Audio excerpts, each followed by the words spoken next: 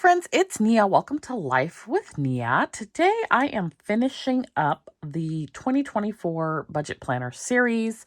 I am going to flip through the final setup and share with you just a recap of the 8 areas that we covered in the previous videos, which include goals, income, and expenses, or the annual budget, the annual business budget, sinking funds, emergency funds, debt, savings, and net worth. So, to recap on the tools that we are using in 2024, I have my budget here. This is the holy grail. This is everything encompassed in this book. I do use the Budget Moms Budget by Paycheck boxed set. I cover it up with stickers because I'm using the same one every year. I just want to change up the aesthetic of it and look, but this allows you to budget out each paycheck. I like to use these for Etsy income coming in as well. So I use this as an accompaniment to the bigger budget. And then I have a budget set up for my business budget in a separate half letter. I use primarily items from Nora's Cove, from her budget box in here. There's also some cloth and paper items as well. She has a monthly budget and a paycheck budget for her budget box. I also have some cloth and paper like monthly reflections in here. And then even though it's not business budget related, I did add in, because I just really didn't have any other place for it to go, I have these sinking funds trackers from Infinite Lotus. So this is a place to put all your categories, and then a place to track each item. And so I put these in here just because they're half letter in size, and like I said, I didn't have anywhere else for it to go. So that is most of the tools that I'm using. Of course, we've got to have our calculator. I also use cash envelopes. My cash envelope binders are from my own shop on Etsy, which is Studio Bliss Co, if you want to check that out. And that's about it. So let's get into our setup for this year. Something new that I did that I had not done in previous years was I went through and I highlighted holidays with the gold, and green is paydays, so that I could just easily reference that at the beginning of the month when I am planning out everything. I did not change my setup, so I still use the calendar as a place to lay down all the bills. I use 2 different colors for my stickers to differentiate between personal and business. Even though I have a separate business budget, I like to see everything in one place as well. I still am doing a 0 out savings challenge and then a monthly challenge. So I have that set up here. Income, goals, expenses, business expenses, cash envelopes, sinking funds, debt, and a weekly check-in. And then there's a blank page. And this will repeat every month. We'll do the same thing. So that's going to be what my monthly setup looks like. Then here in the back, I did a little bit of inspiration, and then this is where we get into more of the annual things. So we had a whole video on our goals and sort of like a bucket list, things that I want to do, places I may want to go, things I want to accomplish in 2024. Some of it of the 2024 items is redundant of the goals. Some of it is completely separate. And so this is like a dashboard for me, a place where I can look back and reflect and just make sure that I'm staying on task with my goals for the year. So we have this set up. Then there is the annual budget, which it's very hard to see. I'm going to go in once I have my exact numbers of what my income should be. I still don't exactly know that yet. I explained in the video that insert side eye here. Work for the state. I've worked for the state for 15 years. Nothing is what you think it is. It just isn't. So we recently received a 3% increase. And I think it's like really $16 that I ultimately ended up with because, our the particular healthcare plan that I'm on went up 14%, like pension contribution went up 0.5%. Something else was reduced like 0.5%. They increased the amount that they're giving us in our, like the amount the employer pays towards benefits, I think by $62, but then the health stipend is coming back. And so it's just messy. And I don't know the numbers because you don't know what they are until you get your paycheck. And although I have my January paycheck, everything was not keyed and entered in yet. So yeah, there's that. And I get to play this game all over again in July. So I'm going to estimate, once I know for January or for February or whenever it gets corrected, I'll estimate what July should be. But yeah, so it's hard to plan because of that in that respect. Now, I went back and looked at 2022 for Studio Bliss Co. And my numbers that I use for my personal budget and for my business budget are like what I actually take home. So I went and looked at 2022 for Studio Bliss Co. I definitely want to increase the revenue and sales and therefore what I would take home from Studio Bliss Co. in 2024. But I used 2020. I said 2022, but I used 2023 numbers to come up with this amount. So that is my business budget. I also calculate what I pay in taxes every month here so that I can keep track of that, which makes my life easier when I'm handing everything over to a tax professional to do my taxes. I have a place for what I anticipate my annual expenses to be, both monthly at 3 months and at 12 months. And then also what I expect my business expenses to be monthly, 3 months, and at 12 months. I actually didn't do the 3 month on the business. And for the most part, this is set. I did get my car insurance renewal. I did not see an increase. So yay on that. And I don't think anything else really changed. Something went up. I don't remember what it is over here. HP Ink went up. So this, I canceled this one because I'm having a whole problem with my ink not printing. The printing quality is poor.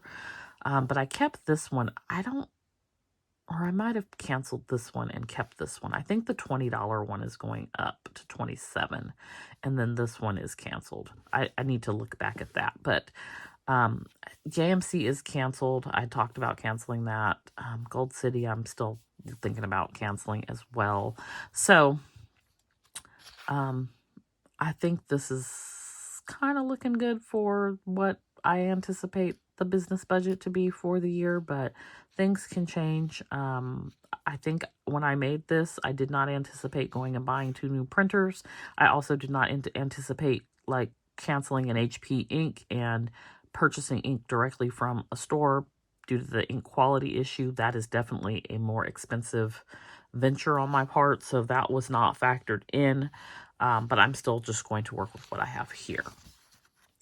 I did the emergency fund looking at 1 month, 3 months, 6 months, and 12 months. And then I broke that down further by these are items that are necessary. So my home, my utilities, my car and insurance, my telephone, which is bundled to include Hulu as well. Xfinity, which is my internet, gas in my car, groceries, and then household items. Then I looked at what subscriptions cost. So this is like Cloth and Paper, the Budget Box, Wax Seal Club, those types of things. Then I looked at what it cost to run my business each month, the cost of paying taxes each month, my focus debt, my sinking funds. And so then I took, this is what I need to just have my necessities covered. So $3,725 a month. If I add business, it's $4,390 a month. If I add taxes, it's $5,390 a month. If I add focus debt, it's $6,190 a month. If I add sinking funds, it's $6,875 a month. And then I did that same thing for 3 months, 6 months, and 12 months. So we have our emergency fund set up, and the goal is to add $5,000 to that for the year. For sinking funds, I looked at what am I saving per month for each of these sinking funds, and then where we're currently at on the sinking funds. I don't have necessarily a goal of where I want to be at the end of the year, because each of these have their own individualized goals if necessary. For example, I have a goal to save $1,000 for my vacation fund. And so I have a plan to get to that $1,000 separately from that. But I have like 1,643 in my vacation fund now. I don't have the goal to be at 2,643, which would be adding 1,000, because I plan to hopefully go on vacation at some point this year, which would mean pulling from my vacation fund. I just want to save an additional 1,000 to it. Where on the other hand, let's see, the Amazon Prime, I think it's $140 a year with taxes and everything. For me in California, we pay tax on top of it, on top of whatever the fee is. I think it might be $150. I think it's $139 and then tax. So my goal is to save that exact amount over the course of a year. But in the middle of the year, I think February or March, I will be paying to renew as well. So I'm looking at each individual one, not what I want my total amount to be for my sinking funds at the end of the year. When looking at debt, I created a debt tracker. So we have $18,257 in focus debt. Focus debt meaning it does not include my student loans, which is $216,096. My student loans, I will make my last payment in January, and that will put me at 120 months of public service loan forgiveness, in which those will be forgiven. So I don't anticipate having to make any further payments after January, and they, at whatever point MOHELA and the studented.gov get it together, they'll be forgiven. I know that process can take 6-9 months or whatever, but while it's going through whatever process, I no longer have to make payments. And so I'm not factoring that in, especially since it's at the beginning of the month or the year. There's no need to calculate it into a debt payment. I'm not making payments on it. So I'm just looking at all the other consumer debt that I have. And we are starting the year at $18,257, and the goal is to pay that down by 10. Stretch goal would be to pay it all off. So that is where the focus is. And so I've got a chart to keep track here, and then I've got a list of what those debts are on this side. And then we have our net worth. And so I listed out my assets and my liabilities. I did include the student loans in here. However, my goal is to increase my net worth by $25,000 this year, and it does not factor in the student loans. So outside of the student loans, my net worth would be $21,079. And so I want to increase it to $46,079 by December, not considering the student loans at all. I set up some trackers for my Roth IRA and my solo 401k. And then for savings, we've got some savings goals and sort of like a dashboard, vision board for savings. A place to track how much we're saving monthly, just overall savings. And then we are tracking individual things. So the 50/50 savings tracker tracks the 100 envelope savings challenge. This tracker tracks the 1,000 that I am looking to save to my vacation fund. I've got some savings challenges here. So the 52-week savings challenge, Saveopoly, the 0 out, so we can track for the whole year. $5 savings so we can track for the whole year. And the last thing I put in here is this yearly spending overview. I think I may have, if I only did one, I think I'm going to do two. So I can do one for business expenses. This will allow me to see like 4 categories across the board what I'm spending. And this will help me also in completing my taxes for the end of the year. The other thing I have back here is like a bill tracker. I did one for personal, one for business, just so that I could get an idea of what my annual budget would look like.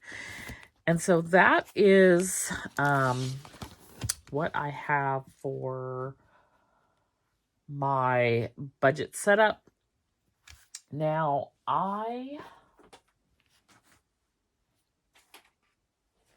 last year I did quarterly sinking fund updates. I don't know if I am going to do that this year. I think I might do a 6-month. I have it set up to do the budget check-ins, but I did not set up a... Oh yeah, I did set up. So I have it set up to do quarterly sinking fund updates. So 3-month check-in, 6-month check-in, so on. I don't know if I probably will just do a 6-month check-in for filming purposes. And then I did the same thing with the business budget and the annual budget to just like check in, see where we're at for 3-month interval, 6-month interval. Not sure if I'll film and share. Let me know if that's something you'd be interested in though. What I will continue to do is we have a monthly video where we do cash envelope stuffing. That will continue. Monthly budget video that sets up for the month. Mid-month check-in and a month review. So 4 videos per month on the budget, including those things. And then I will be continuing my weekly savings challenge check-in. I film that every Friday and post it on Saturday. You will notice the one this week did not get posted just because I filmed it but forgot to post it. So that will continue as well. If there's something else that you'd be interested in seeing budget-wise, let me know, and I will see if that is something that I can do. But that is where we're at. We are all set and ready to go with our 2024 budget, so I'm excited about that. This has just really been, I can't even emphasize enough how much it has changed my life. Something so simple, but it just really helps me to stay on task and save intentionally, pay off debt intentionally, and budget my money intentionally. So I hope that you enjoyed the 2024 Budget Planner series. And if you have any questions about my budget setup, please feel free to post that down below. And if there's something that you would be interested in seeing, feel free to post that as well. And if you have any other comments, questions, concerns, or ideas, I'm open to that also. Thanks so much for watching. Don't forget to like this video. If you're new, please consider subscribing. And I'll see you back here next time. Bye.